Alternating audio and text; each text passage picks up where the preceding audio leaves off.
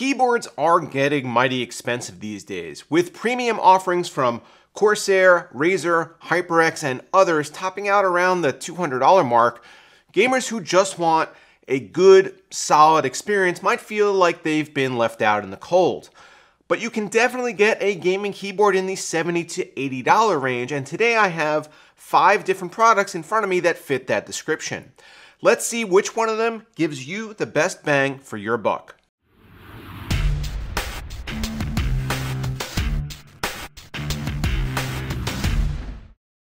Ready to dive into custom water cooling but unclear about what parts you might need? Check out Thermaltake's new M360 Plus RGB kit.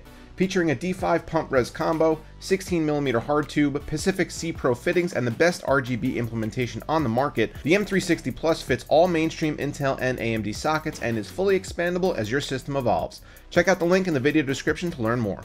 As I have done in other shootout type videos, I'm going to go over the pros and the cons of each product, give you a summary of my experiences with them, and then rank them against each other in 5 different categories.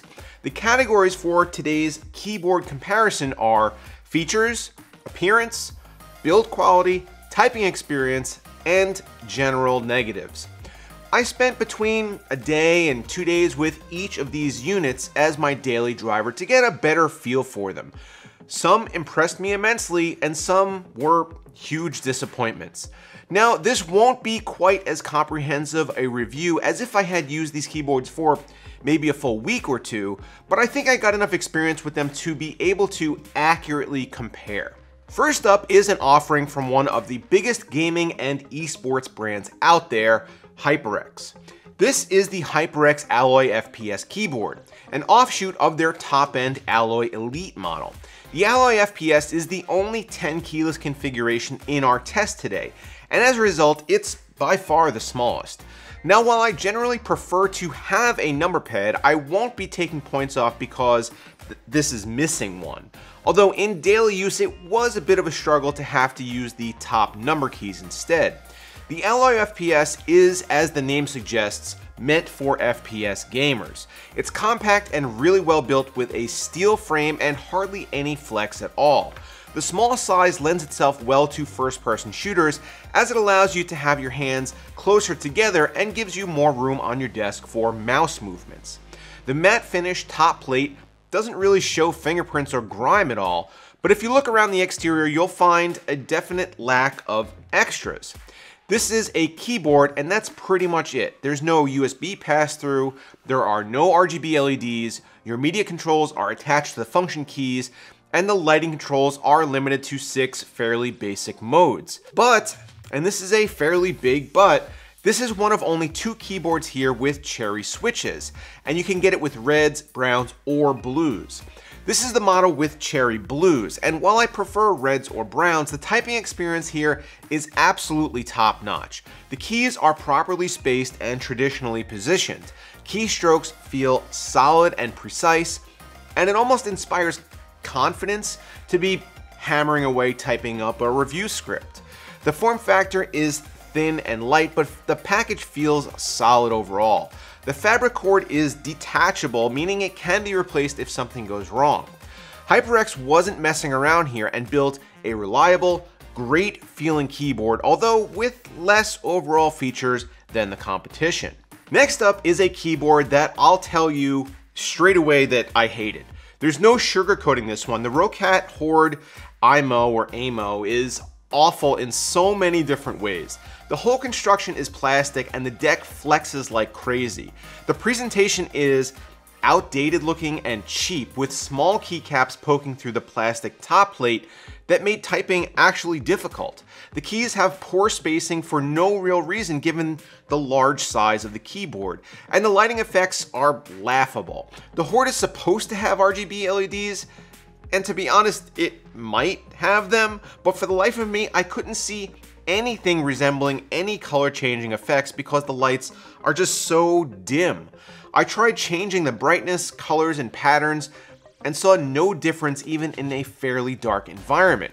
Typing on this thing after using the HyperX was just a nightmare. The membrane keys feel like mush, and the included plastic wrist rest offers no real additional comfort, and feels like the thin plastic clips will just snap off in short order. The multifunction wheel is a good idea, as you can switch it between volume, brightness, etc., but it looks so cheesy and again feels cheap. The upside here, it has macro keys, I guess? Don't buy this thing. Spoiler alert, it finishes last. Let's get back to a product I actually did like, the Cooler Master CK552. This is the twin brother of their CK550. The only difference is that the 552 is sold in retail stores like Best Buy and Staples, while you can grab the 550 on Newegg and Amazon. Cooler Master tried to replicate the look and feel of their more expensive Master Keys line while keeping costs down by using Gatoron red switches instead of cherry. And for the most part, I think they've succeeded. The 552 has a really attractive brushed aluminum top plate, which helps keep the weight down, and the overall construction of the deck is solid, although I did observe a moderate amount of flex if I really torqued on it. The RGB LEDs are hardware controlled with function keys on the keyboard, and the lighting is really bright and vibrant. However, I did find the rainbow cycling mode to be a little fast for my taste, and the color transitions were really fast, like almost strobing fast. The layout is standard with a full number pad with no additional keys for macros or media controls, meaning that you'll need to use the FN key if you want to adjust your volume.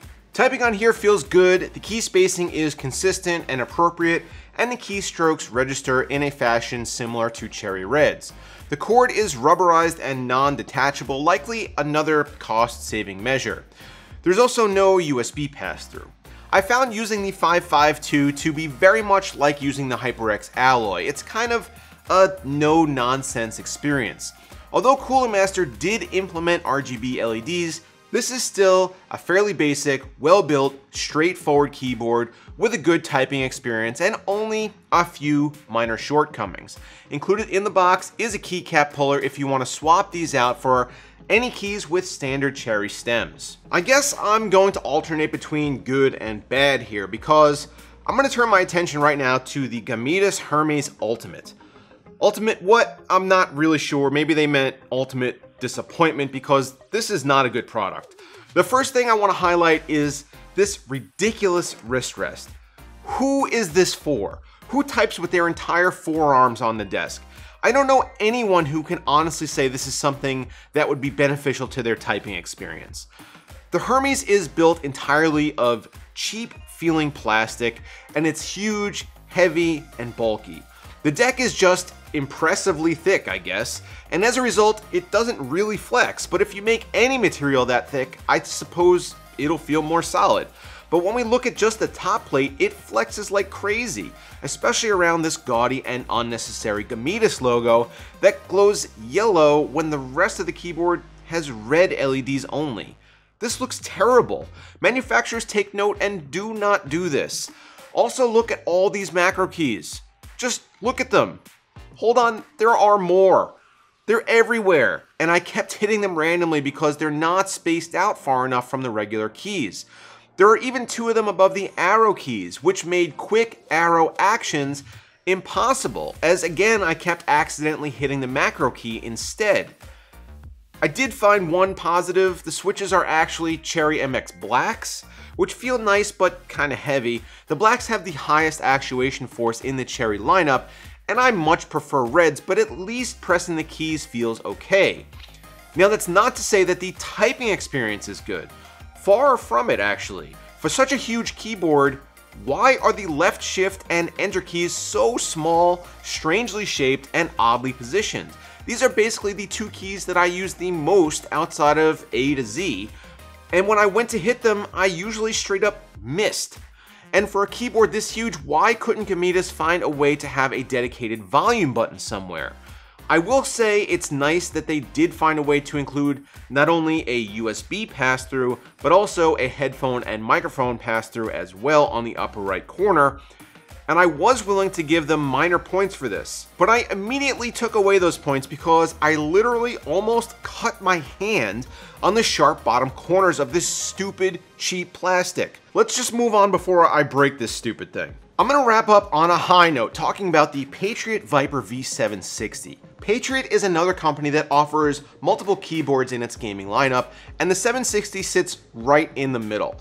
It has probably the best RGB presentation in our test group, with a lot of patterns easily accessible through the function keys, although the lighting itself is not quite as bright as I would have liked it to be.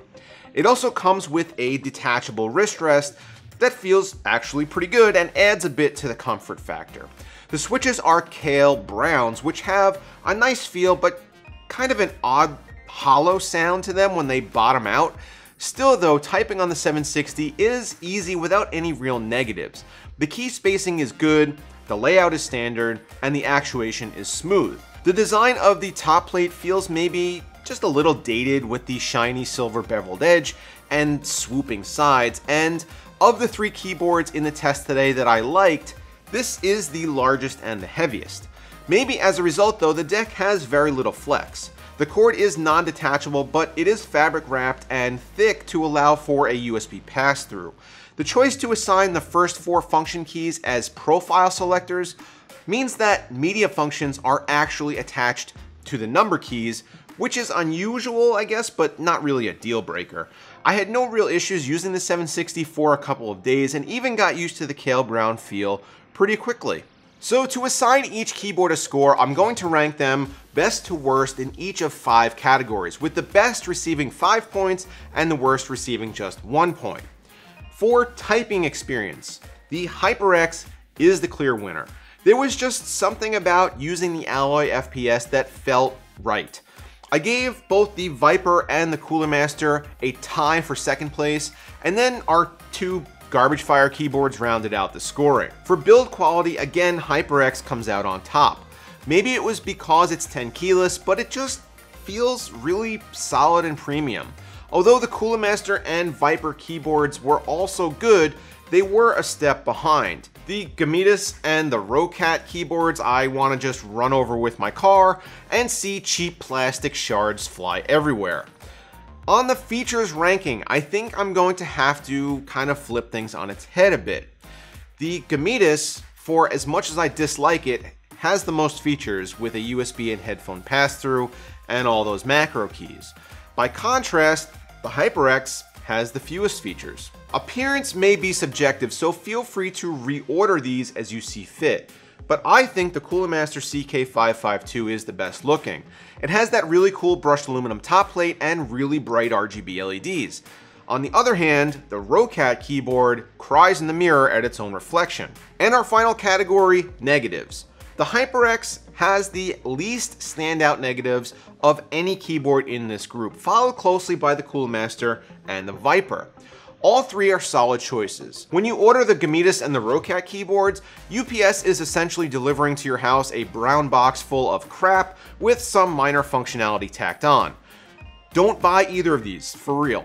Our totals see the HyperX and the Cooler Master keyboards tie for the lead, with the Viper V760 not far behind. The reason the HyperX Alloy FPS didn't run away with this is because of that score in the features category. So if you're not looking for RGB LEDs or a USB pass-through, this is probably the best keyboard here. On the other hand, if you need a few blingy features to go along with a solid typing and gaming experience, the V760 or the CK552 might be your choice. So which one of these 5, you know what? So which one of these 3 would be your choice if you had $70 to spend on a new gaming keyboard? Let me know down below in the comments. Also, if I didn't include your favorite, it's not personal, I promise, but feel free to tell me what else I could have tested in the $70 to $80 price range down below. Also, check out my new merchandise store where you can find cool shirts like this, and get subscribed to the channel if you're not already. As always guys, thanks for watching, hope you enjoyed the content, and I will see you next time.